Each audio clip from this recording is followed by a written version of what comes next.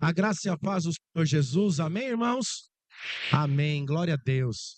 Não é pegadinha, irmão, de verdade, eu juro pra você que não é. Mas você pode ficar em pé por mais alguns instantes? Quando você fica em pé, eu mando você sentar, né? Não é pegadinha, de verdade. Vira pra pessoa que tá de frente pra você.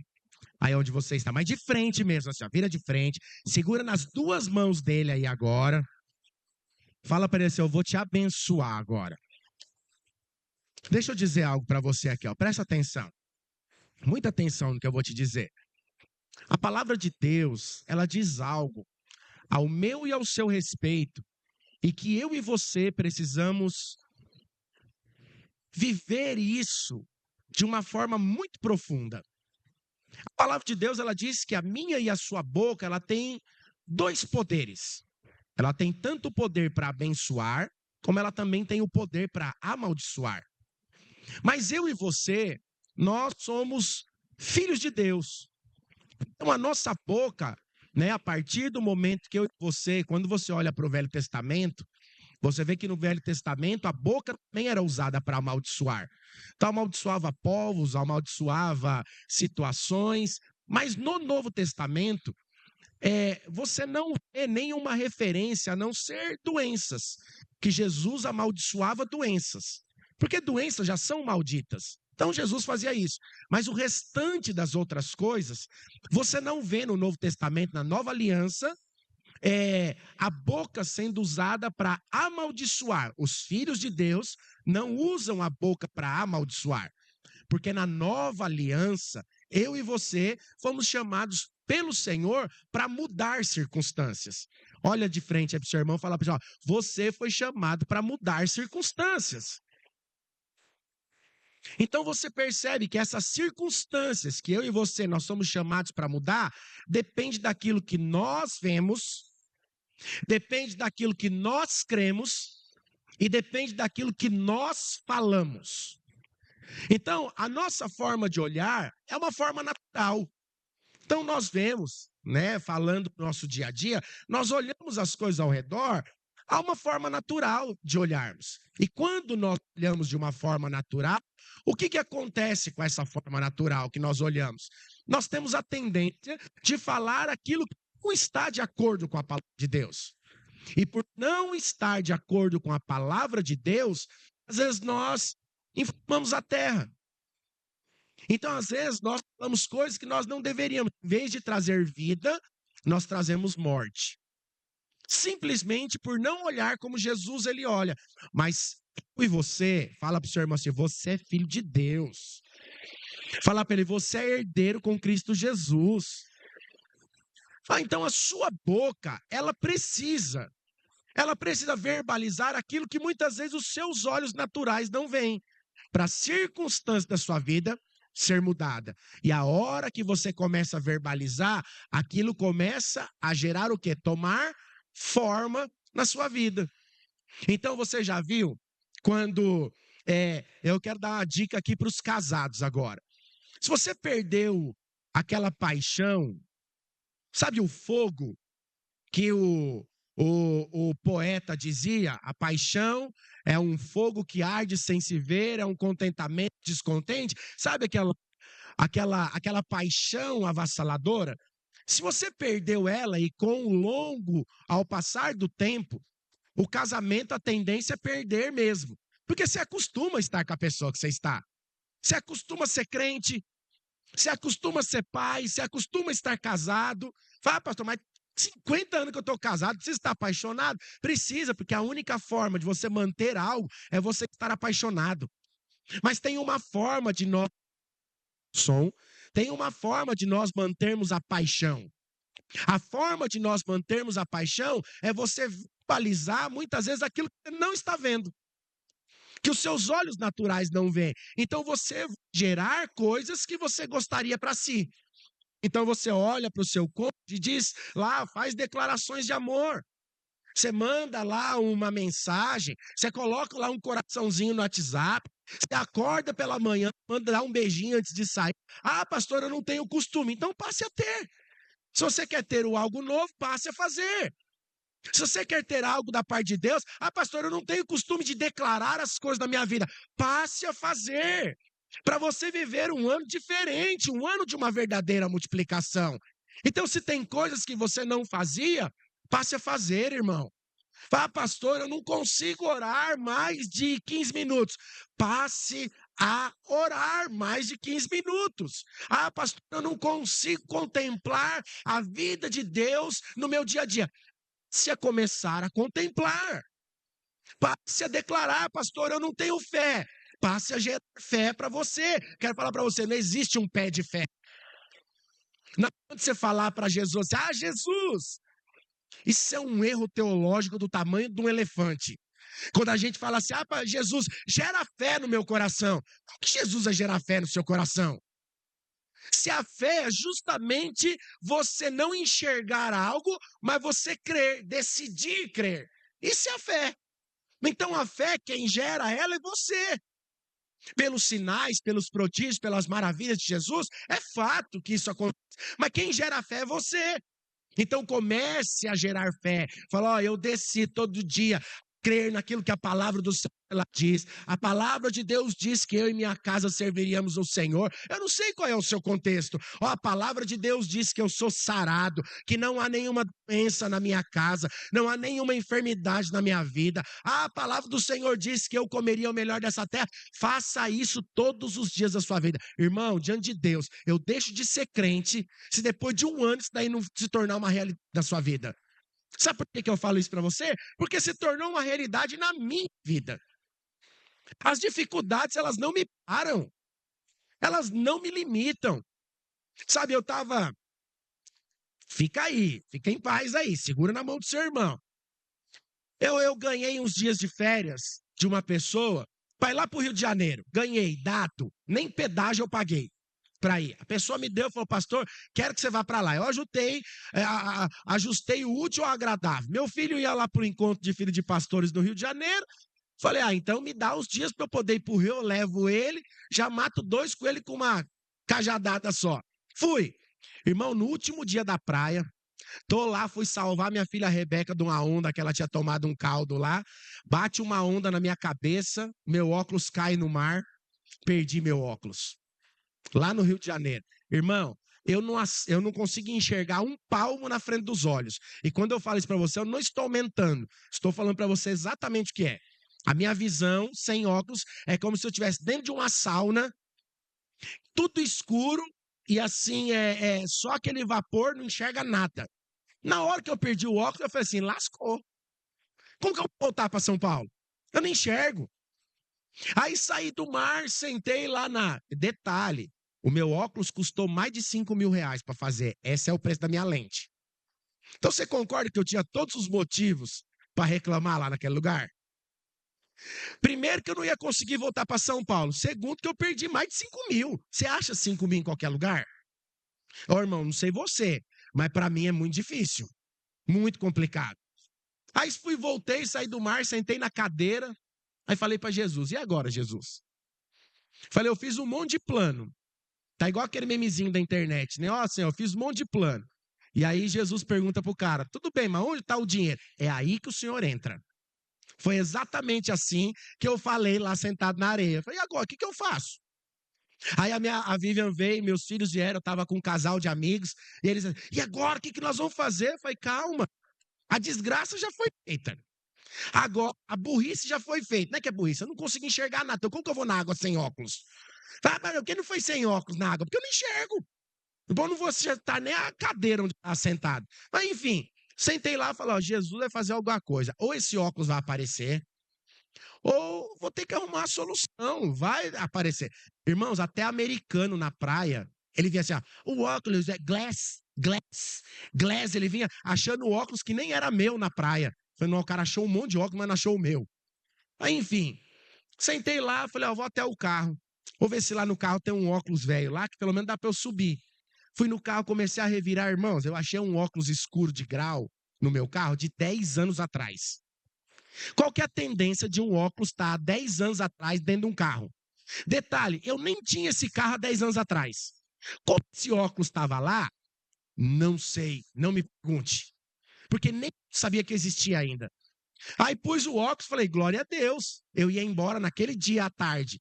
Falei, bom, não vai dar para eu ir agora à tarde, porque vai escurecer na estrada, eu não vou enxergar nada. Irmão, fui no outro dia cedinho, acordei 5 horas da manhã e vim embora para São Paulo. Aí minha esposa veio em casa, a gente estava em casa, pode perguntar para ela depois. Eu falei, nossa, você foi aprovado. Agora, irmão, se a sua esposa falar que você foi aprovado, você pode escrever que foi o próprio Jesus falando com você. Porque se tem um acusador na sua vida, é a sua esposa. Ela tem o dom de te acusar e de te mostrar a coisa que realmente você é. É verdade que acredita em mim. Ela vai falar para você aquilo que você é e acredita. Você é exatamente o que ela está falando que você é. Não encrespa com ela, não. Ela tem um olhar de Jesus para você. É verdade. Isso não é a crítica, é um elogio para as mulheres. Aí a hora que ela falou para mim assim, falou, nossa, você foi aprovado. Você não falou nada, você não reclamou. Eu falei, não, eu fiz um alvo esse ano. No final do ano. Eu falei, eu não vou reclamar de nada. Nada. Nada eu vou reclamar. Vou só agradecer a Deus. Ah, a desgraça vem. Obrigado, Jesus. O que é que o Senhor quer me ensinar com essa tribulação que eu estou passando agora? E aí estou eu sentado lá na praia. O irmão que fez meu óculos, ele é um irmão lá da Vila Mariana, extremamente abençoador. O meu óculos, irmão, custa mais de 8.000 reais para fazer. Ele sempre, quando eu vou lá, ele me dá o desconto da metade do valor. E paga do jeito que quiser. Estou lá na praia, qual que é a, a, a tendência de alguém te ligar e é o cara que você está precisando que ligue naquele dia que você perdeu o óculos? Ele me ligou. Aí ele me ligou e fez assim, pastor Marcelo, um ano cheio de alegria, de graça, favor de Deus. Falei, irmão, era contigo mesmo que eu estava precisando falar. Falei, irmão, lembra aquele óculos que você fez para mim, você me abençoou? Lembra? Falei, pois é, eu acabei de perder ele aqui na praia. Pastor, fique em paz, estou mandando fazer as suas lentes. Agora, já estou aqui com a sua receita aqui, ele é todo chique para fazer óculos lá, e mede não sei o quê, os aparelhos lá, ele é todo moderno. Falou, já tenho todos os seus parâmetros aqui, estou fazendo sua lente, você pode vir pegar, sábado de manhã já está pronto. Falei, não, irmão, sábado eu nem consigo, eu tenho uma reunião com o pastor Wilson o dia inteiro, vou na segunda-feira lá buscar. Pastor, o mesmo óculos, a mesma lente está prontinho, presente, está dado para você. Falei, irmão, deixa eu falar uma coisa, vocês têm duas opções. Ou você contamina o seu coração, ou você descontamina o seu coração. Escolhe o que quer que você quer para sua vida. Você escolhe. Então, a sua boca foi uma boca feita para abençoar. Toda vez que você quiser amaldiçoar, dá um tapão na sua própria boca. Mas senta o porrete na sua própria boca. Fala, não vai, boca. O sepulcro caiado. Você vai ficar calado agora. Aqui é boca de Deus para falar. Então olha para o irmão que está do seu lado aí e fala para ele assim, ó, eu vou te abençoar agora. Por favor, abençoar a sua casa agora. Ora pelo seu irmão aí agora, em nome de Jesus. Ora por ele, pela casa dele, pelos filhos, pela família, pelo casamento, pelas finanças. Um ora, o outro recebe. Depois que recebeu, vai orar. Ora aí agora, em nome de Jesus. Libera sobre ele, em nome de Jesus.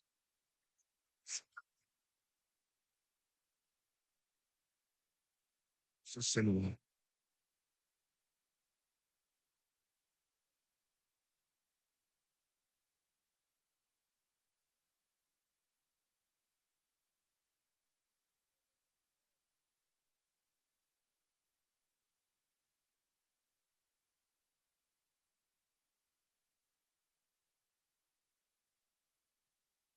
Oh, Espírito Santo de Deus, abençoe o seu irmão. Libere sobre ele agora. Eu já pedi para ele. Oh, Espírito Santo, libere. Libere a graça. Libere o favor. Oh, Espírito Santo, libere aquilo que o Senhor já liberou sobre você. Espírito Santo de Deus, nós declaramos que a nossa boca é uma boca cheia da vida de Deus.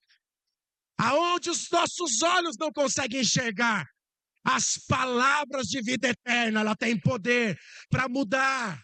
As palavras de vida eterna têm o poder para transformar. Espírito Santo, nós liberamos o favor, nós liberamos a graça, nós liberamos a unção, nós liberamos a vida. Aonde A doença tem imperado, a enfermidade tem tomado conta e o desespero também. Nós declaramos que a mão do Senhor, ela é poderosa para mudar. Nós declaramos que onde não há paz nas casas, nós proclamamos a paz que excede todo entendimento. Senhor, em nome do Senhor Jesus, nós proclamamos sobre as finanças, janelas dos céus abertas. Nós declaramos em nome do Senhor Jesus que todo céu de bronze cai por terra agora em nome do Senhor Jesus, e nós declaramos que os céus cooperam ao nosso respeito. Espírito Santo de Deus, nós te adoramos, nós te louvamos e nós te agradecemos em nome do Senhor Jesus. Amém e amém. Glória a Deus. Você pode aplaudir o Senhor em nome de Jesus? Aleluia. Deixa bem baixinho para mim. Pode deixar bem baixinho, mas deixa. Só de fundinho aí, por favor. Aleluia. Você pode se sentar? Abra sua Bíblia lá em 2 Coríntios, capítulo 16. Deixa ela aberta aí. 2 Coríntios, capítulo 16, a partir do verso 21. Nós vamos ler até o verso 24, mas deixa ela aberta aí. Antes, quero fazer aqui com você uma introdução aqui. Agora.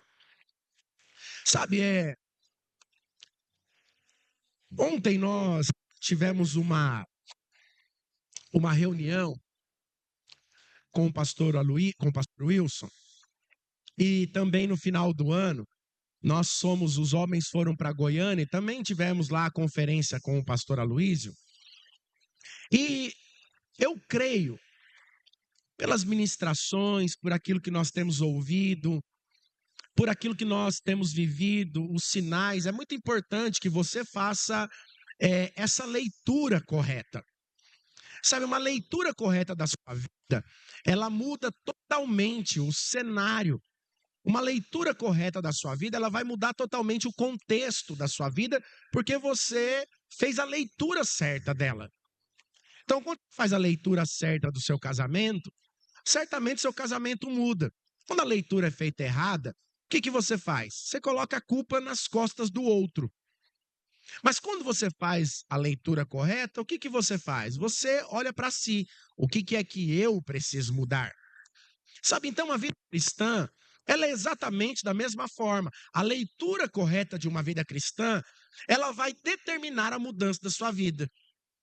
Ela vai determinar naquilo que cabe a você mudar, aquilo que cabe a você transformar, aquilo que por muito tempo não tem mudado. Sabe, então, nesses últimos tempos, né, do final do ano passado para cá, nós temos ouvido muito, eu mesmo tenho ministrado para você algumas vezes, falado sobre isso, e tenho desafiado você a sair da sua vida cristã, do raso da sua vida cristã. E você se dispor a ir para o profundo da sua vida. Sabe, esse final de ano, o sol foi algo assim, muito forte. Eu acho que fazia tempo que eu não passava um calor no final do ano, do jeito que passou esse ano. Então, nós passamos boa parte das nossas férias dentro da água.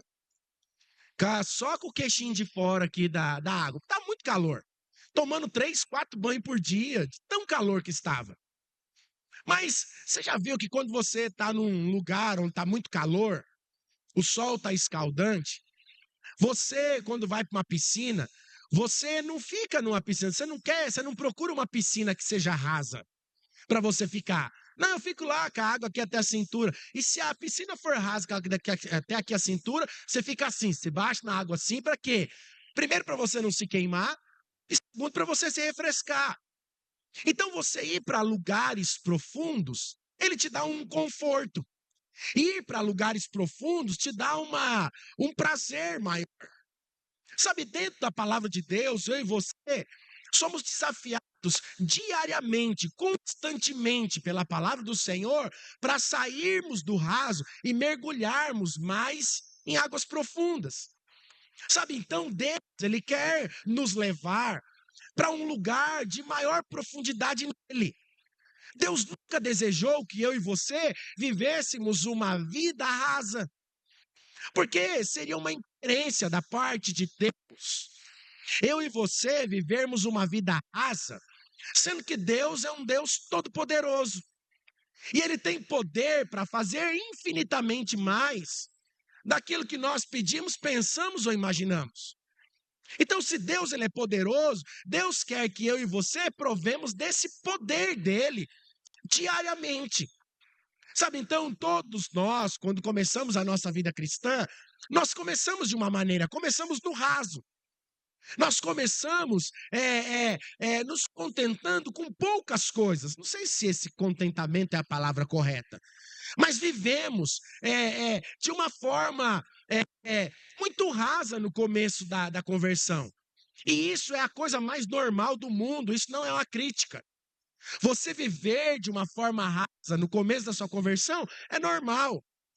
A grande questão é que eu e você, nós não podemos permanecer no raso durante toda a nossa vida. Irmãos, o meu microfone está falhando demais.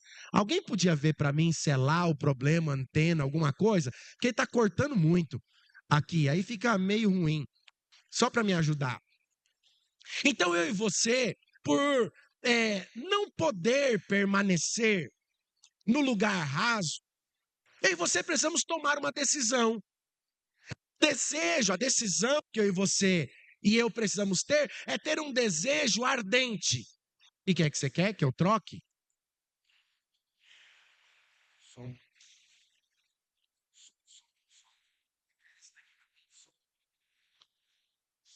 Som, aí.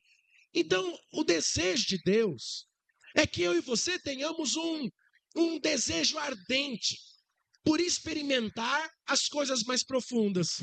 Olha para quem está do seu lado. Fala para ele assim, ó, você tem um desejo ardente de provar de coisas mais profundas? Isso precisa ser um desejo seu. Se isso não for um desejo seu, certamente você vai se contentar com aquilo que você tem. Você vai se contentar com aquilo que você tem vivido, porque não tem um desejo, porque tudo na minha e na sua vida começa com um desejo profundo.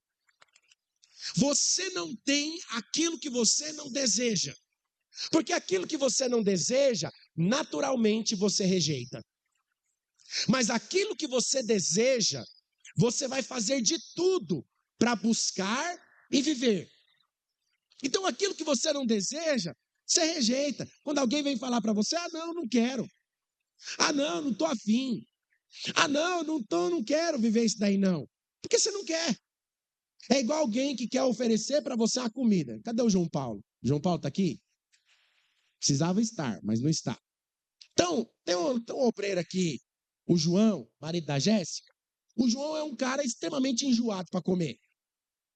Ele é o cara do arroz, bife e batata frita. E o bife sem gordura.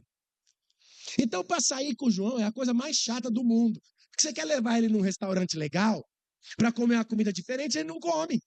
Ele olha e fala assim, nossa, tá bonito esse prato aqui, mas dá uma garfada. Faz, experimenta. Não quero, não gosto. Não come. É o jeito dele. Não sei se foi criado assim, paladar. Não sei, não vou entrar nesse mérito. Mas você mostra algo para ele e você leva aquele negócio. Você está desejando comer aquilo. O negócio é lindo, maravilhoso. Faz mais efeito os olhos do que o sabor do negócio. Eu, particularmente, eu gosto de comer com os olhos. Eu gosto de apreciar aquela comida bem feita, uma mesa posta. É o meu jeito, eu gosto. Eu gosto daquele negócio mais refinado, eu acho legal. Por mais que a comida seja simples, mas que seja bem apresentável. Então, quando você experimenta coisas profundas, você não se contenta com coisas que são rasas. Então, você pode, quando você não gosta de algo, você pode alguém te mostrar e falar que é a melhor coisa do mundo, assim como acontece com o João.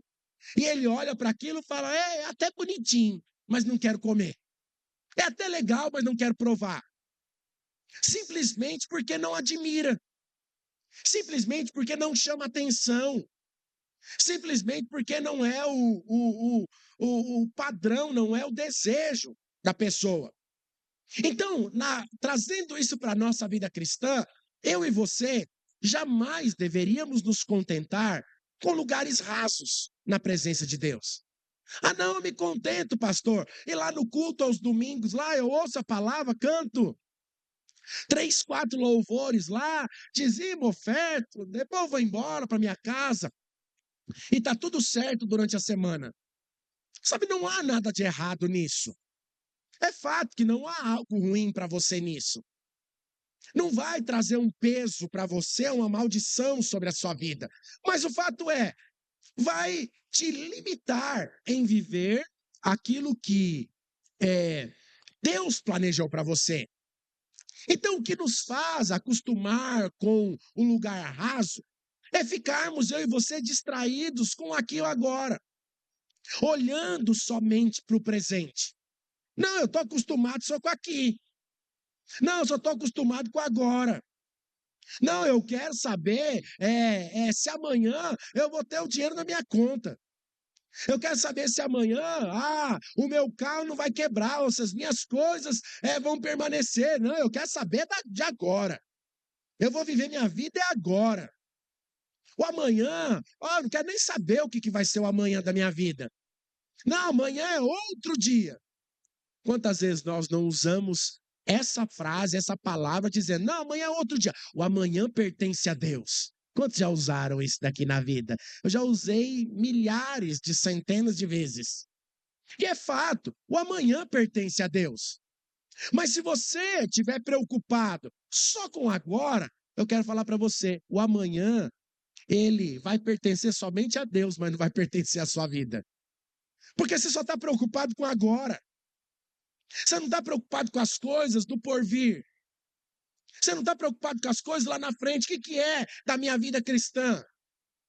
Então, quando nós olhamos para o agora, para o presente, e nós não olhamos para o futuro, nós não estamos olhando para as águas profundas.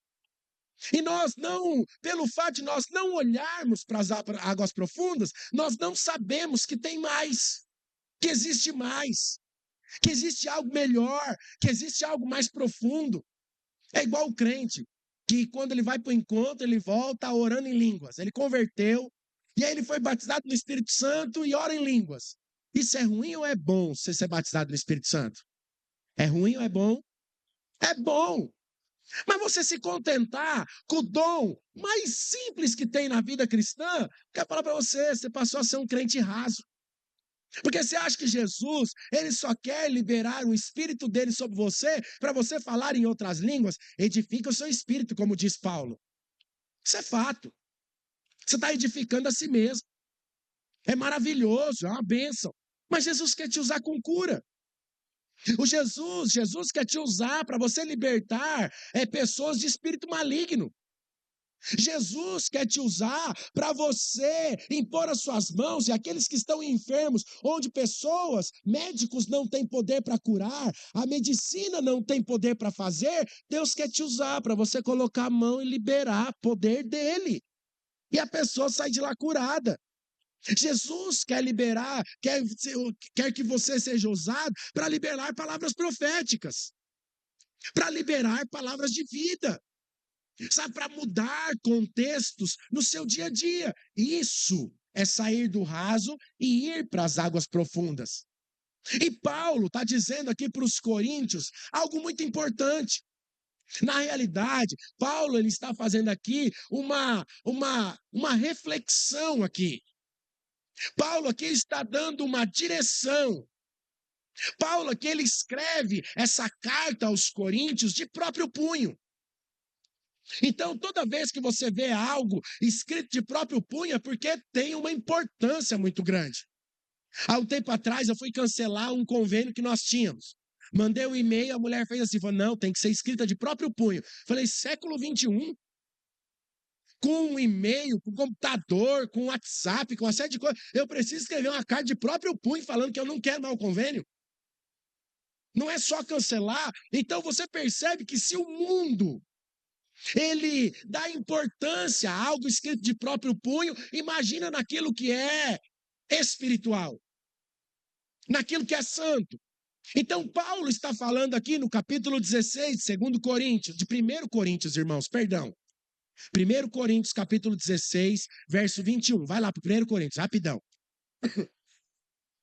Paulo está dizendo aqui, primeiro Paulo começa falando, a saudação, escrevo eu, Paulo, de próprio punho. E ele afirma e declara aqui, ó, estou escrevendo de próprio punho. Se alguém não ama o Senhor, seja anátema. O que é anátema aqui? Anátema é uma repreensão que Paulo está dando aqui, uma repreensão dizendo, ó, eu quero dizer para você, eu vou usar o que significa anátema. Então ele diz, se alguém não ama o Senhor, que seja anátema. Ó, é o seguinte, que seja maldito. É isso que quer dizer anátema. Paulo está aqui refutando, Paulo está aqui dizendo, ó, você, porque Paulo não está falando para quem não é convertido. Paulo não está falando para quem é ímpio. Paulo está falando para a igreja de Coríntios. Então Paulo está dizendo aqui para eles, ó, vocês não amam o Senhor, vocês são um bando de crentes sem vergonha. Vocês nem mereciam ser crente. Em outras palavras, era exatamente isso que Paulo estava falando. Mas aí ele fala algo. Então Paulo diz, se alguém não ama o Senhor, que seja anátema. E aí ele dá um ponto aqui no negócio. E aí ele começa uma outra forma de falar. Então ele estabelece algo de próprio punho. Ele falou, ó, vocês precisam abrir os olhos. E aí ele diz, Maranata. Maranata é o quê? Maranata é o símbolo de todo cristão. Maranata é a carta, na verdade, a autenticação que todo cristão deveria ter na sua vida. Maranata deveria ser todo o norte da vida cristã. Maranata deveria ser para mim e para você o sentimento diário da minha e da sua vida. Porque Maranata quer dizer, ora vem, Senhor Jesus. É isso que a palavra quer dizer. Mas eu e você, nós olhamos aos céus todos os dias ao acordarmos e olhamos para ele e dizemos, ó Jesus, vem. Eu posso garantir para você que essa não é uma verdade. Porque todos os dias nós acordamos dizendo, ó Jesus, ó, estou precisando pagar a fatura do cartão que eu estourei no final do ano. Jesus, ó, lembra da minha cura que eu estou precisando, ó, tá aqui. O problema está aqui. Ó Jesus, meu marido, a minha esposa, continua do mesmo jeito. Ó Jesus, os meus filhos, ó, o meu trabalho. Ah, aquela igreja. Ah, aquela célula. Ah, aquele discipulador. Ah, aquele pastor. Mas nós não lembramos de dizer, Maranata, ora vem, Senhor Jesus. Todos os dias da minha e da sua vida, esse deveria ser o sentimento. Todos os dias da minha e da sua vida deveria eu e você ansiarmos pela volta de Jesus. E ele continua dizendo que a graça do Senhor Jesus seja convosco. O meu amor seja com todos vós em Cristo Jesus. Então, Maranata, ora vem, é o clamor de uma esperança. Sabe, que coloca o meu e os seus olhos no futuro, não no presente, muito menos no passado. Maranata quer dizer isso. Sabe, como se eu e você estivéssemos dizendo, eu sei que tem mais. Sabe, nós sabemos que tem mais. Além daquilo que eu tenho visto. Sabe, o que eu e você já estamos experimentando é algo poderoso no presente. Mas eu quero dizer para você, nós estamos experimentando algo poderoso no presente, mas que daqui a alguns minutos se torna passado na sua vida. E passou. Ah, é maravilhoso o que nós passamos, é maravilhoso, mas tem um presente.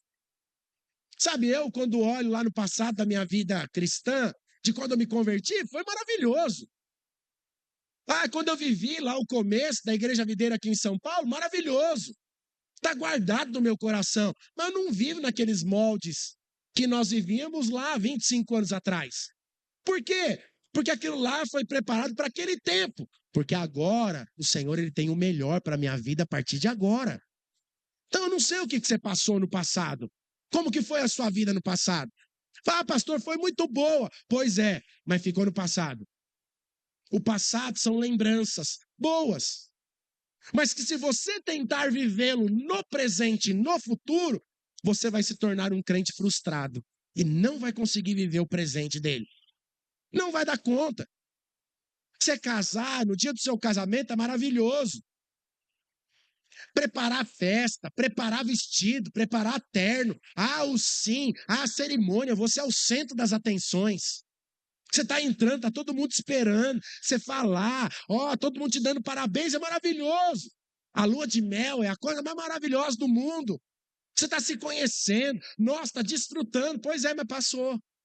Mas agora, o que você vai fazer depois de 20 anos? Depois de 30 anos? Depois de 40 anos? Vai ficar colocando a fita VHS, cheia de mofo, num videocassete velho que nem existe mais, para você ficar vendo o casamento lá e lembrando, podia, aquele tempo lá foi bom, foi maravilhoso. Pois é, mas o que você tem feito com o tempo presente? Sabe, então, o que o clamor de Maranata produz na minha e na sua vida é nos tirar do raso. Então, o clamor de Maranata nos leva para algo mais profundo. É importante você saber. Ontem o pastor Wilson frisou muito lá na nossa reunião. Por que você é crente? Ou por que você faz parte de uma obra sobrenatural? É importante que você saiba isso. Porque o que vai determinar se você vai sair do raso para o profundo é saber o porquê e o para que você foi chamado. Porque quando você descobre o porquê e o para que você foi chamado, você não vai se desviar desse caminho. Quando você descobre o porquê e o para quê, Jesus ele te chamou para fazer parte dessa obra, eu quero falar para você, tempestade não vai te tirar do foco, não vai te tirar do rumo, não vai te tirar daquilo que você, junto com Cristo Jesus, planejou. Então é importante você saber o porquê que você é crente. Pergunta para o irmão que está do seu lado, quem foi ontem não vale. Tá? Mas você só vai perguntar, mas não vai responder. Quem é líder e foi ontem não vale. Mas pergunta para quem está do seu lado, por que você é crente? Fala, pastor, eu sou crente porque, ó, é o seguinte, eu era pecador e Jesus me livrou de todo pecado. É uma resposta boa. E realmente você ser crente, realmente você foi livre de todo pecado. Mas deixa eu perguntar algo para você.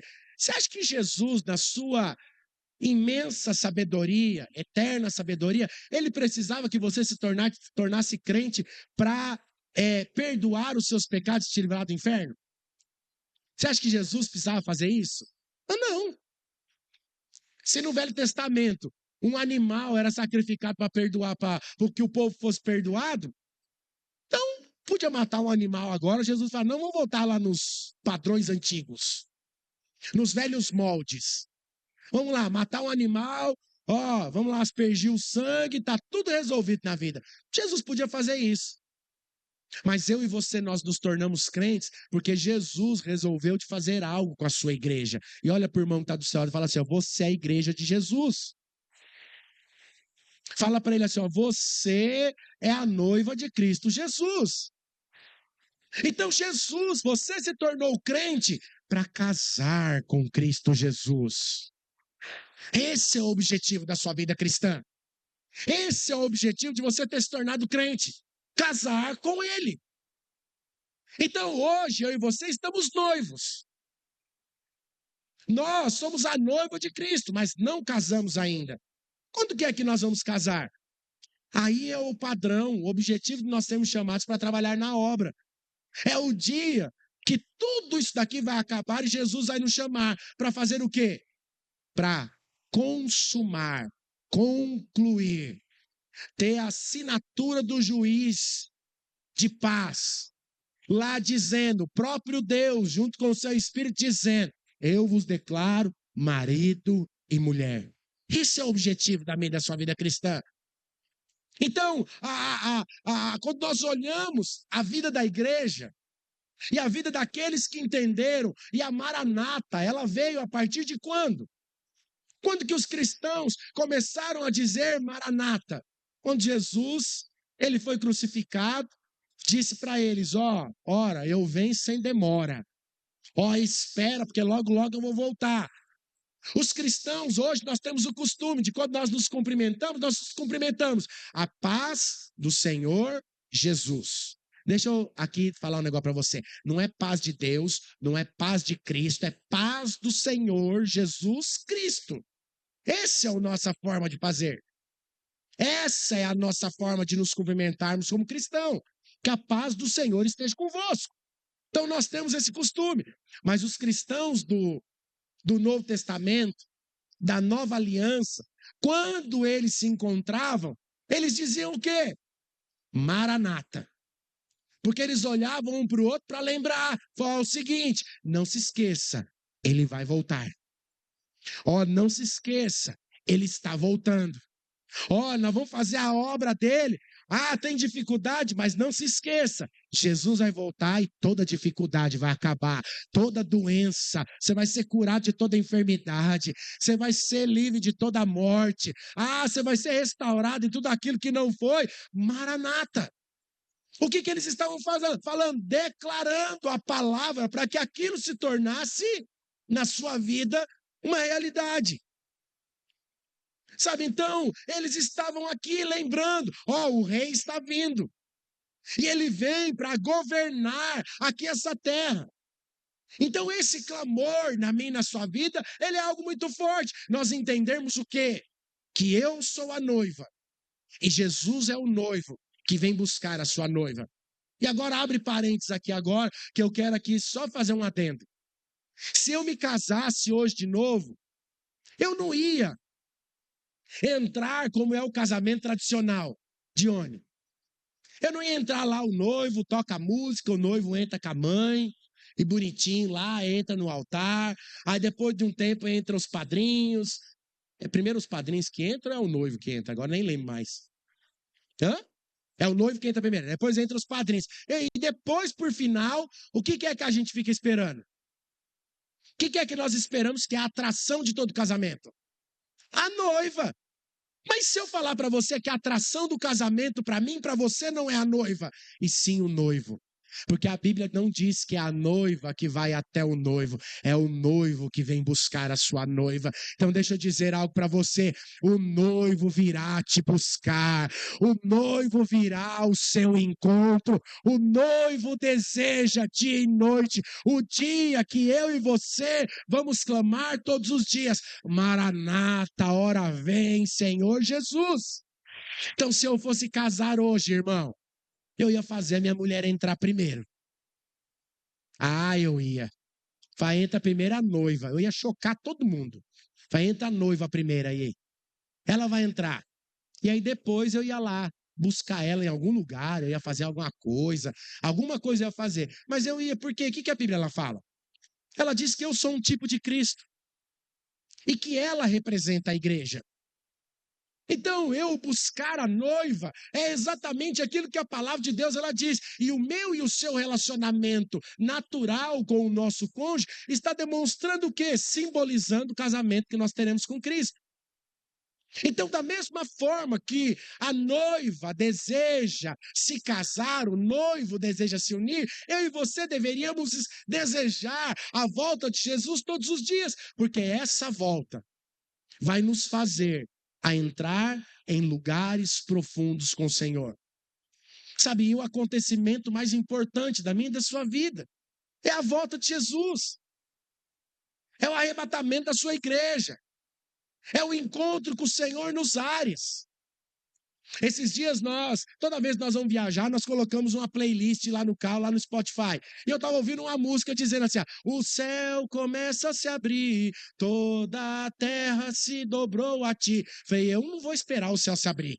Porque o noivo vai vir me buscar antes. Eu vou ser arrebatado no secreto. Ninguém nem vai ver que eu vou subir. Depois, o noivo vai abrir os céus para vir buscar aqueles que sobraram. Mas olha para quem está do seu lado. Fala para ele assim, você não será daqueles que vão sobrar. Porque você não é aquele que anda no raso. Você é aquele que foi levado para o profundo no Senhor. O céu só começa a se abrir para aqueles que ficaram no raso e que vão ter a segunda oportunidade de ir para o profundo. Então saia do raso em nome do Senhor Jesus. Abraça a obra de Deus. Abraça aquilo que Jesus confiou a você. Abre sua Bíblia lá em 1 Tessalonicenses, capítulo 4. Está logo depois de Coríntios. 1 Tessalonicenses, capítulo 4. 1 Tessalonicenses, capítulo 4, verso 16. Diz assim: porquanto o Senhor mesmo, dada a sua palavra de ordem, ouvida a voz do arcanjo e ressoada a trombeta de Deus, descerá dos céus, e mortos em Cristo ressuscitarão. Depois, nós, os vivos, os que ficamos, seremos arrebatados juntamente com ele, entre nuvens, para o encontro do Senhor nos ares, e assim estaremos para sempre com o Senhor. Consolai-vos, pois uns aos outros, com essas palavras. Olha para quem está do seu lado e diz para ele: ó, o Senhor Jesus virá te buscar, e você encontrará com ele entre as nuvens. E o Senhor, você fará morada com ele todos os dias, até a eternidade. Olha que coisa preciosa. Sabe quando você começa a declarar isso, seu coração se enche de fé. Oh, Jesus, eu quero te ver. Esses dias eu estava orando, irmão. Eu tive uma sensação. Eu tô lendo a Bíblia esse ano. Pastor Leandro manda todo ano lá uma leitura para nós lermos ou em 6 meses ou em um ano. Falei, eu vou ler em 3. Eu e minha esposa, nós estamos competindo. Mas é difícil competir com ela, porque ela lê muito rápido. Ela gosta de leitura, eu não sou muito fã. Então é difícil, ela já está terminando a Bíblia, irmão. Brincadeira um negócio desse. Nós nem começamos o ano, ela está terminando a Bíblia. E eu falei, não, em 3 meses eu vou terminar de ler a Bíblia. Tô lendo, comendo. Mas esses dias eu tive que parar. Irmão, eu tive um... Irmão, você teve a sensação de ser arrebatado? Esses dias eu tive a sensação que eu perdi os meus sentidos. Irmão, eu entrei num desejo tão profundo por ver Jesus, mas tão profundo, tão profundo, tão profundo. Irmão, que me deu um ataque de choro, que eu não conseguia abrir meus olhos em ver Jesus. E sabe, irmãos, eu falo uma coisa para você. Sabe, eu tenho muita coisa para viver se Jesus não voltar. E quero viver muita coisa boa. Mas se você perguntar para mim se eu trocaria tudo pela volta de Jesus, esse era o sentimento da minha oração. Fala, Jesus, eu troco tudo. Eu abro mão de tudo pela tua volta. Não está pedindo a morte, não. Porque eu acho que crente pedir a morte, vou falar para você, está com um problema sério. Se eu morrer, glória. Se eu morrer, não me ressuscita. Não vai orar para eu voltar, não. Se eu morrer, meu irmão, deixa morto. Não vai lá fazer massagem. Felipe, se você fizer massagem cardíaca em mim, eu juro pra você, eu vou voltar e vou pegar no seu pé. Você tá lascado. Não, esse juramento pra crente não vale. Só vale lá pro seu hospital, lá. Pra cá, não. Porque eu quero ver Jesus, mas não fico pedindo a morte. Mas eu peço para que Jesus me leve em vida. Fala, Jesus, eu quero te ver. Eu quero ser um dos vencedores. Sabe, eu quero encontrar com Jesus. Mas me deu, irmão, mas me trouxe tanta fé. Mas me trouxe tanta disposição, tanta alegria. Mas me trouxe uma visão aberta, tão grande acerca daquilo que Jesus tem para fazer na minha vida. Me trouxe uma esperança, um desejo tão profundo por aquilo que eu tenho pregado e eu preciso viver todos os dias dele. Sabe, então a tendência desse mundo aqui, e eu quero dizer para você avaliar isso ao longo da sua vida nesses dias. Você está começando o ano. Sabe, a tendência aqui, Lucas, capítulo 17, verso 26 e 27, Lucas diz isso. Que a tendência aqui desse mundo é nos distrair. Nos distrair com o quê? Com o vinho. Sabe, com o vinho desse mundo, que é uma alegria passageira. Que você conquista algo e daqui a pouco você já esqueceu que conquistou. Sabe, Lucas está dizendo que a volta de Jesus será como os dias de Noé. E nós temos visto hoje muitas pessoas se esfriando, da mesma forma que as pessoas se esqueceram de quem era Deus nos tempos de Noé. O amor de muitos se esfriará.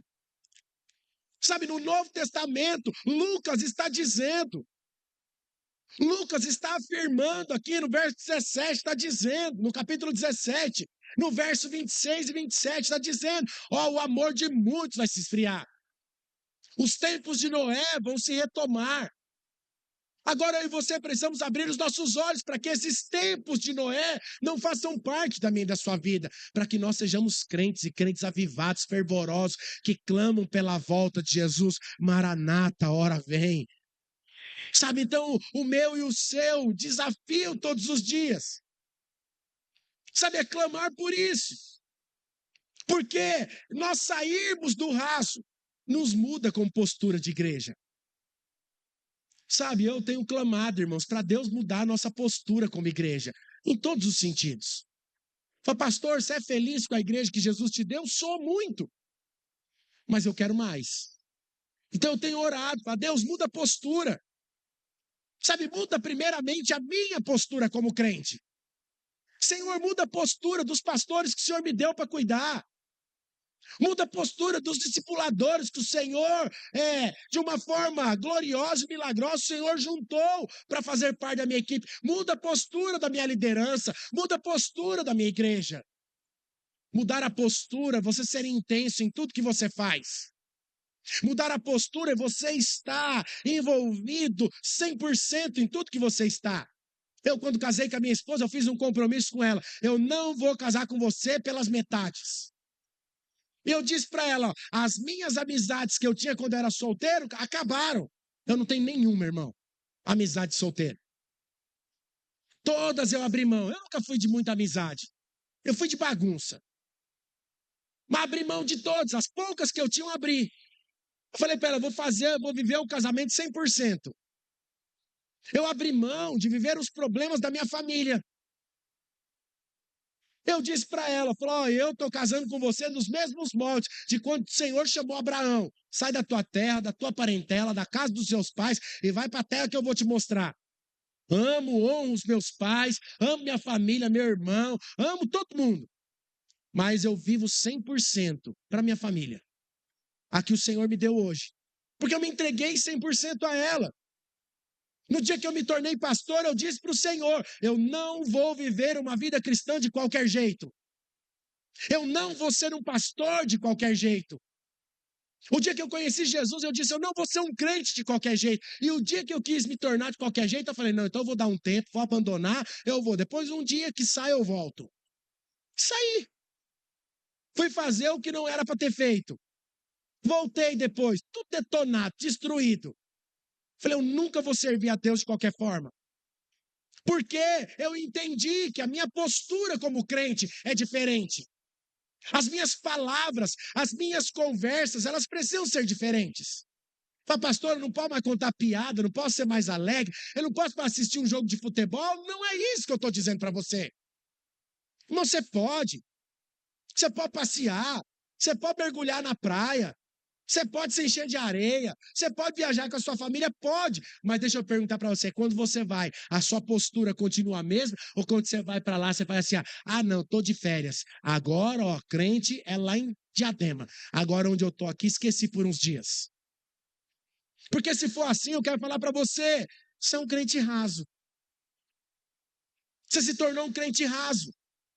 Porque o crente profundo, ele é crente até onde ele está. Em qualquer lugar que ele está. Irmão, eu fui para o Rio. Estou lá sentado lá, tendo lugar onde a gente estava lá, pedi uma porção de um negócio para comer, eu e um amigo meu. E aí o rapaz estava servindo a gente lá, o apelido dele era Ceará. O cara trabalhava muito, muito bom, garçom. Aí nós paramos lá, porque tinha um monte de gente que estava cumprimentando um pessoal que estava na piscina, e passava lá, batia na mão do cara, e a gente curioso, né? Falei, quem que é que aquela molecada está cumprimentando? Não, aquilo lá é jogador do Fluminense, do Vasco, que moram aqui dentro do condomínio. Esse condomínio é só de jogador. Falei, eu não conheço ninguém daquela turma lá, então o fulano é esse, o ciclano é aquele, falando lá quem era a turma. E aí começamos a conversar com o tal de Ceará. Onde você mora, Ceará? Eu moro no complexo tal. O lugar dele lá chama Curicica, onde ele mora, lá na comunidade. E aí nós perguntamos, irmão, é um absurdo. Você fica tão parado com aquilo que não presta, que parece que te contamina. Você vai para o Rio de Janeiro, em vez de olhar as praias, você vai olhar as comunidades. Você quer tirar foto na Rocinha. Eu passei em frente à Rocinha, eu falei, nossa, gente, a Rocinha, tiramos foto. Eu falei, mas como eu sou medíocre, eu estou querendo tirar foto da comunidade. Eu tenho que tirar foto da praia. Olha o que o mundo faz com você. Ele te leva a se contentar com o povo. Aí, conversa lá com o Ceará. O Ceará, não, eu moro lá na comunidade. Aí pergunta, quem é que coordena lá na comunidade? Lá tem comando? Fala, o Rio de Janeiro inteiro tem comando. Tudo lá é um problema. Mas lá onde eu moro não é comando, lá é milícia. Que eu não sei o que é pior. Ele começou a falar lá de como que era. E aí ele estava contando para nós, faz 4 dias que nós estamos lá sem água, sem luz, porque quando chega a época de férias, eles cortam porque é muito gato. Eu falei, pois é. Aí a gente está lá sentado, o que a gente faz? O que você fala para um cidadão desse, que tem uma pancada de filho, mora num barraco, está 4 dias sem luz e sem água, ele está falando que onde ele mora, até para estacionar o carro na frente da casa dele, ele tem que pedir autorização, tem que pagar. O que você fala? Eu preciso falar para ele, eu não vou falar para ele que Jesus pode mudar a vida dele aqui. Jesus vai mudar a vida dele na eternidade. Vamos pregar o evangelho. Estamos sentados lá, porque eu sou crente aqui, também sou crente lá. Se ele vai ouvir, vai levar em consideração, já não é problema meu. Fala, Ceará, você acredita em Deus? Fala, se eu não acreditar, você não está aqui trabalhando, ele disse. Falei, pois é. Moça, Deus tem muito mais para você do que o dinheiro que você está aqui. Ó, Ceará, deixa eu falar um negócio para você. Ó, Jesus tem uma vida nova para você, onde vai acabar. Todo choro, todo ranger de dentes daqui vai passar. Então eu quero dizer para você, se você não olhar para o futuro, eu quero dizer para você, o seu presente vai ser sofrimento. Ó, Ceará, só Jesus. Você quer aceitar Jesus? Quero, orando pelo homem, o homem aceitou Jesus. Estou de férias, sem camiseta, de bermuda, sentado lá na cadeira, na frente da piscina. Mas não deixei de ser crente. Não posso. Porque, Maranata, ora vem, Senhor Jesus, o meu papel aqui nessa terra é encher o céu de gente, é encher o céu de alma para Cristo Jesus. Sabe, então eu e você precisamos ser e ter uma igreja que nos levará para essas águas profundas. Sabe, o apóstolo Paulo, ele, nas cartas aos Efésios, ele usa várias ilustrações para descrever quais são os moldes dessa igreja. E ele diz que essa igreja que é levada para águas profundas é uma igreja que é uma família. E deixa eu dizer para você, irmão, família tem problema. Família tem aqueles que ficam lá chorando, faz parte. Família tem briga. Família tem divergências. Sabe, igreja é um corpo. Porque você foi chamado para ser filho. Então ela é um corpo, você precisa do outro, que o outro te ajuda a fazer tal coisa, que está aqui, a sua mão esquerda, ela tem muita dificuldade de viver sozinha. A direita tem muita dificuldade sem viver à esquerda. Tira um dedo da sua mão que você vai ver a dificuldade que é que você tem. E a igreja, Paulo ele afirma que a igreja é o templo do Espírito Santo. Mas agora, quando eu e você, nós olhamos para o final dos tempos, sabe, o final do tempo que antecede a vinda de Jesus,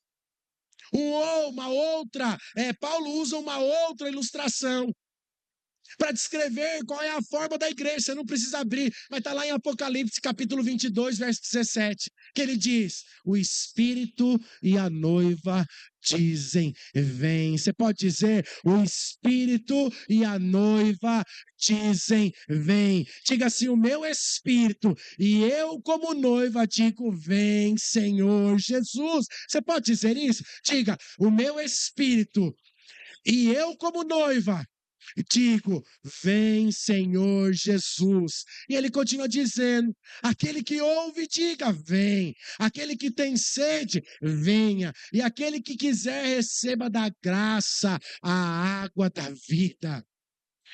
Olha que coisa preciosa que Paulo está dizendo. Sabe, Maranata vai te levar a noiva a prevalecer nos últimos tempos. O anseio por viver o Maranata vai te levar a viver uma vida prevalecente. O que é viver uma vida prevalecente? é aquela que prevalece, é aquela que está à frente de tudo, é aquela que vale a pena ser vivida. Você já parou para perguntar nas suas orações? Eu tenho fazer viver valer a pena? E tem uma outra pergunta que você precisa fazer olhando para o Maranata. Para esse ano, eu quero sobreviver ou eu quero viver? Porque sobreviver, irmão, é você matar um leão todo dia. Matar o leão faz parte também da sua vida. Mas eu não quero somente sobreviver, eu quero viver o melhor de Deus todos os dias. Sobreviver é viver dificuldade após dificuldade, e dificuldade é natural, mas quando eu vivo de verdade, eu sobrevivo de uma forma natural, mas vivo a palavra de Deus todos os dias. O meu olhar está nele, o meu foco está nele, a minha esperança está nele, a minha fé está nele, a minha alegria está nele. Eu não dependo de nada mais de matar um leão por dia. Matar um leão por dia é natural, isso eu vou fazer até a volta de Jesus. Sabe por quê? Porque eu e você ainda tem muita coisa para arrumar. E quero dizer para você, o dia que Jesus vier te buscar, esse corpo velho e fedorento que você está aí agora, ele não vai servir de nada, você não vai subir com ele, porque a Bíblia diz que o Senhor vai nos dar um novo corpo glorificado, o Senhor vai nos dar uma alma sarada, porque é assim que nós vamos entrar para Cristo Jesus. Então deixa eu dizer algo para você. Você está, a dificuldade está aí? Fala, isso daqui vai ficar tudo, eu estou olhando para Jesus, é Ele quem me dá a esperança de vida. Essa é a nossa vida para viver esse ano. Sabe, é isso que Paulo está dizendo. Sabe, Paulo fala que para eu e você prevalecermos no final dos tempos, Paulo está dizendo que nós vamos enfrentar muito engano, muita distração, muita perseguição. Mateus capítulo 24, verso 11, se eu não estou enganado, depois você pode ler lá na sua casa. Ele diz lá, ele está dizendo que no final dos tempos, muitos falsos profetas se levantarão, pregando coisas que não têm a ver com Jesus. E eu quero dizer para você, todas as vezes que a palavra de Deus fugir da centralidade de Cristo Jesus, saia, fuja, porque Jesus é o centro da minha e da sua vida em todo momento, aqui nessa terra e na eternidade. Esse é Jesus. Quero chamar a equipe de louvor aqui. Sabe, eu quero dizer para você, João está dizendo, João, no capítulo 15, eu não me lembro qual é o verso, está dizendo que o mundo vai te odiar. Você tem sido odiado pelo mundo? Ou o mundo tem olhado para você e falado, amigão, amigona. O mundo tem olhado para você e tem batido nas suas costas, falando assim, tamo junto. Ou o mundo tem te odiado? Eu quero dizer para você, você não precisa procurar ser odiado pelo mundo, não. Sair na rua aí, falando um monte de asneira, de besteira, não, porque isso vai ser naturalmente espiritual, que vai acontecer comigo, com você. Nós vamos ser odiados porque é a palavra de Deus dizendo isso. Mas eu quero falar para você, não esquente a cabeça não, porque o dia que você começar a ser odiado pelo mundo, ser perseguido, você está no caminho certo, você está nas águas profundas com Cristo Jesus, e as coisas da sua vida vai passar, todas elas passarão, porque você tem uma eternidade para estar com Cristo Jesus. Só vai ter um jeito, eu e você, de perseverar com toda essa perseguição. Perseverar sem negar Jesus. É quando eu e você, nós amamos a Deus mais do que todas as coisas da minha e da sua vida. Esses dias eu estava conversando com os meus filhos. Na verdade, estava conversando com a minha filha, a mais nova. E ela dizendo para mim, a Rebeca, ela tem uma mania. E a mania dela de todos os dias é assim, pai, você me ama? Ela pergunta, mãe, você me ama? E às vezes nós brincamos com ela. Falamos só um pouquinho. Só um pouquinho? Mas o que eu fiz para você me amar só um pouquinho? Brincando com ela. E ela faz sério. Então todo dia ela pergunta, você me ama? Te amo muito. Quanto? Menos que Jesus. Nós falamos para ela. E outro dia ela disse, pai, mas por que menos que Jesus? Foi porque amar Jesus está em primeiro, em segundo em terceiro, quarto, quinto, sexto, sétimo, oitavo, 10º lugar na minha vida. Nada concorre com Jesus. Porque, minha filha, eu quero dizer para você, o meu amor por você é diferente do amor de Jesus. E se eu amar mais Jesus, certamente eu vou te amar muito. Então, jovens, ouça bem o que eu quero dizer para você. Não caia no engano. Ah, eu preciso viver a vida. Você não é o Rick Martin para viver a vida louca. Viva a vida louca. Você não é o Rick Martin, só para te dizer. Você quer se relacionar? Relacione. É de Deus. Estar apaixonado é de Deus. Ninguém vai fazer você ficar apaixonado se não for de Deus. Mas saiba quais são as paixões que vêm de Deus e quais são as paixões que vêm do mundo. Você vai escolher alguém para você casar, tanto você homem quanto você mulher. Escolha alguém que ama mais Jesus do que a você. Isso é o que eu disse para minha esposa. Nunca você vai concorrer com Jesus. Quando eu comecei a namorar com a minha esposa, eu disse para ela, Deus tinha falado que ela era ia ser a mãe dos meus filhos. Um certo dia, eu sempre falava para ela, eu quero casar cedo e quero me tornar um pastor. Um dia ela empinou a carroça, falou, eu não quero ser esposa de pastor. Falei, pois é, nós temos um problema, porque Jesus falou para mim que você vai ser minha esposa. Mas se mesmo assim você quiser teimar e sair fora dos propósitos de Deus, acabou aqui. Deus vai me preparar outra que queira ser uma esposa de pastor. Mas essa é a minha condição. E para minha surpresa, ela me deu um pé no traseiro. Eu fui embora, ruim. Fiquei na fossa uma semana, Felipe. Chorando. Mas o senhor disse, o senhor falou. Ainda bem que ela não está aqui, porque senão ela vai se achar. Porque ela não sabe dessa parte. Mas o senhor disse. Aí o senhor falou para mim, mas eu também disse que existiria um padrão na sua vida. E aí eu parei o choro. Resolvi. Passado alguns dias, ela volta. O Espírito Santo falou comigo. Você é meu marido, eu quero ser a esposa de pastor, eu vou ser uma pastora também. Nós vamos ter uma grande igreja. Ela determinou até quantos membros teria a igreja há 28 anos atrás. Ela disse até, mudou a vida, mudou. A esposa era uma pessoa fria, uma crente rasa, fria. Mudou a forma dela se relacionar com o Senhor. Tudo mudou, por quê? A visão acerca do reino de Deus transformou a sua vida. E naquele dia eu disse para ela, nada vai concorrer com o reino de Deus na minha vida. O dinheiro não vai me paralisar. Os meus filhos não vão me paralisar. As circunstâncias desse mundo não vão me paralisar. Você não vai me paralisar.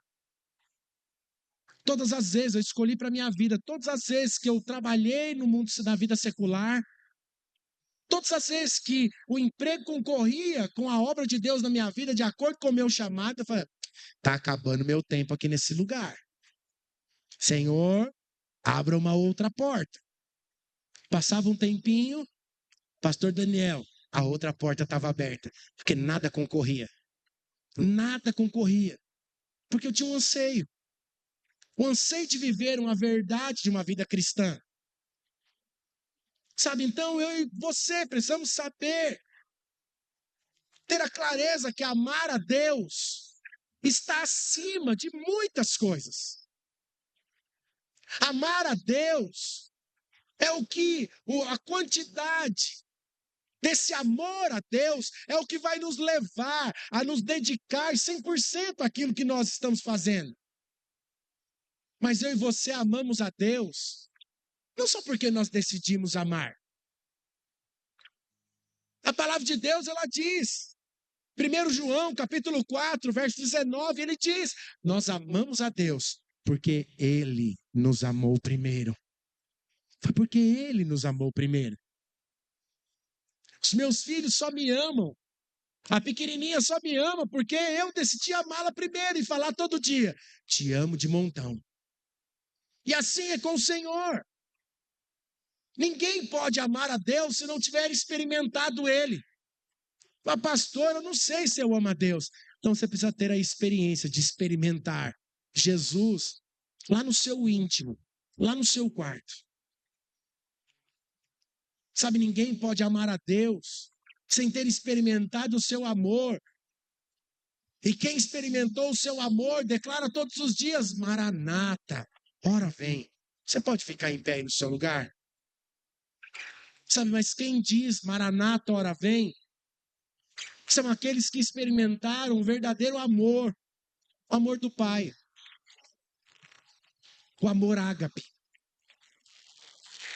Sabe, eu quero dizer para você, eu quero concluir essa manhã dizendo para você: o amor do Pai, ele vai transbordar no seu coração nesses dias. Mas para isso você precisa se dispor a estar nos pés da cruz de Cristo. Dizendo lá: Jesus, o Senhor me amou primeiro. Eu te amo porque o Senhor me amou primeiro.